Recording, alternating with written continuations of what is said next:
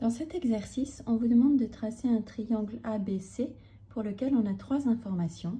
On connaît la longueur d'un des côtés et on connaît les mesures des 2 angles BAC et ABC.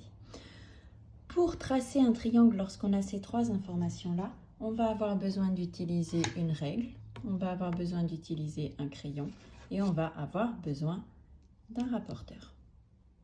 Alors, pour commencer, on va d'abord tracer le côté dont on connaît la longueur, c'est-à-dire le côté AB. Ça nous servira de base pour la suite. Donc, à la règle, on va tracer un côté AB, un segment AB de 6 cm.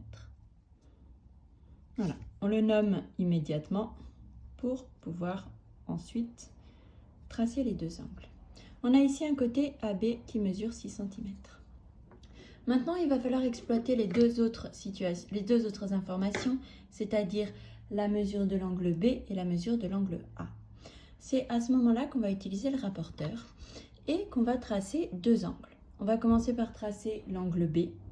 Alors pour tracer l'angle B, on place le rapporteur en veillant à placer la cible exactement au point B.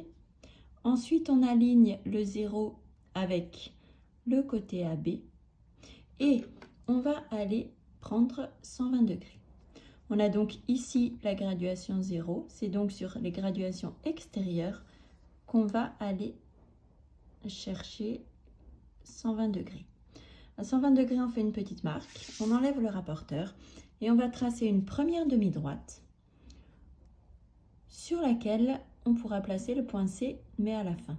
Pour l'instant, on ne connaît pas la longueur BC, donc on se contente de tracer une demi-droite qui portera le côté BC.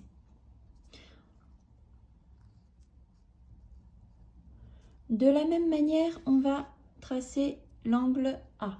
L'angle A mesure 30 degrés. On prend donc le rapporteur. On va de la même façon placer la cible au point A et aligner les graduations le long du côté AB. Alors on remarque cette fois-ci que le 0 qui est concerné, c'est le 0 des graduations intérieures.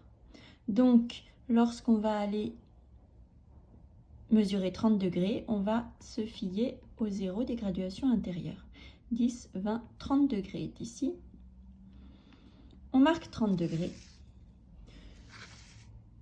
On vérifie au passage que l'angle est aigu. On ne s'est pas trompé de graduation.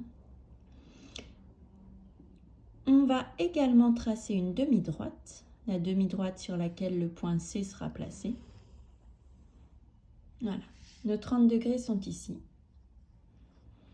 Et vous pouvez constater que le point C est apparu de lui-même, le point C va se placer à l'intersection des 2 demi-droites que nous avons tracées.